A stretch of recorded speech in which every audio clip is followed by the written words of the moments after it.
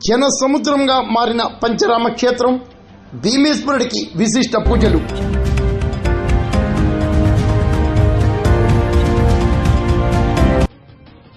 యావత్ భారతదేశంలోని పంచరామ క్షేత్రమైన సామర్లకోట కుమారరామ భీమేశ్వర స్వామి దర్శనాలకు వేలాదిగా భక్తులు పోటెత్తారు.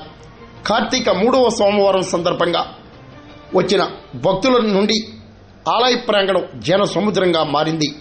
ఆలయ ఈవో బళ్ళ నీలకంఠం, ఉత్సవ కమిటీ చైర్మన్ కంటే జగదీష్ మోహన్ ఆధ్వర్యంలో స్వామివారికి అర్చకులు రాంబాబు శర్మ, వెంకన్న శర్మ, సత్యనారాయణమూర్తి తదితరులు విశేష పూజలు చేశారు. అన్న ప్రసాదానికి భక్తులు భారీగా పోటెత్తారు.